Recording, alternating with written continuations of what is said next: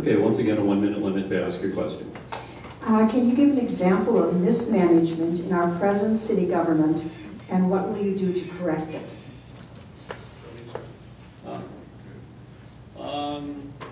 Actually, I think on these segments, I think we're going to keep rolling in the same order here. Once again, Sam Kooker, Ron Weifenback, Pete Wernicke, and Alan Hanks.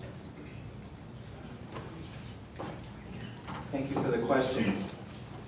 There is one good example. I'm holding the Casey Peterson audit report for the city.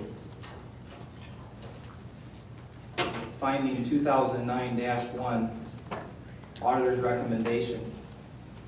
The city should implement a system of internal controls whereby the year-end work performed by finance office staff is reviewed and approved. This is an adverse audit finding. The problem that makes it even more adverse is that this is the same finding as finding 2008-5 and 2007-3. This has been an issue for several years, and it hasn't been addressed.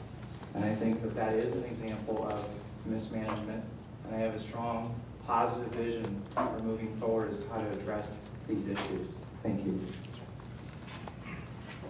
Thank you. Any big business you get into, you're going to have opportunities. I'm not going to call it mismanagement. I'm going to say it's an opportunity. There's opportunities, as people have noticed, that have unfolded in the landfill. There's opportunities that have unfolded with our internal control systems. There's opportunities that every day unfold in inefficiency levels. There's opportunities all over the city. There's opportunities for communication opportunities. We've heard some here tonight. There's opportunities for someone to take charge. Someone to get off the Silverstone jacket. Someone to say, I'm the guy in charge here. Those are opportunities. There's always mismanagement and everything that if you want to characterize it that way, I prefer to characterize it as an opportunity to make things better. I believe that there's always room for efficiency improvements, and there's always room for internal controls, especially there's checks and balances. And I believe those are necessary, and they're necessary in any business. Anybody who's had experience running a business, managing a business, owning a business, understands. If you're writing a check and it's your money, there's always opportunity to squeeze something else out of it. So that would be my take on it. Thank you.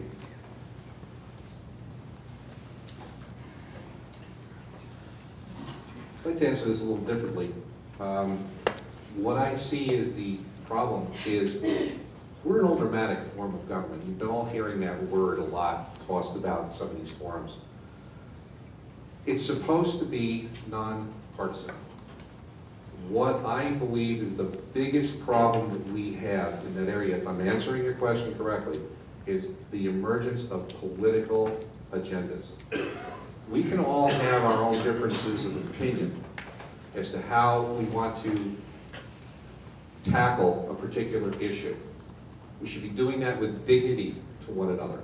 Instead, far too many of these issues that the government constantly is facing boils down to nothing more than political hacking back and forth to one another. It's not serving the public, and it's not serving the government very well. First of all, thank you for the question. The question was, can you give an example of mismanagement? I'm going to agree with Ron Weifenback. There was an example of our audit that was given tonight. Now, for those of you that have worked with audits, the one thing you'll find, as a matter of fact, I went and checked this morning. I went back to 1998 and looked at all of our internal audits. And guess what? Since 1998, there's a comment in every single one of those audits going back to 1998. And what they are, it's recommendations. That's not mismanagement, that's recommendations how we can do it better. And Ron's exactly right. Those are opportunities. I find it was interesting because the question is, can you give an example of mismanagement within the city? No one gave one, did they? No one gave an example of mismanagement. And I think the credit needs to go to our city employees. I'll take some of the credit, but I'm going to give as much credit to the city council. Because quite honestly, we have an awful lot of people watching out for the taxpayers of the city around the city. And so there's a reason you don't see a lot of headlines about mismanagement, all these big issues happening in the city. It's because of the fact that we try our best, and we're not perfect. We have 742 full-time employees. If you throw in the part-time and the temporary, we have over 2,000. Are some of those employees going to make a mistake from time to time? The answer is yes. But guess what? When they make a mistake, or if they do something that's inappropriate, we're going to correct that problem. And that's exactly what we do. And I just want you to remember, a single person up here gave you an example of true mismanagement.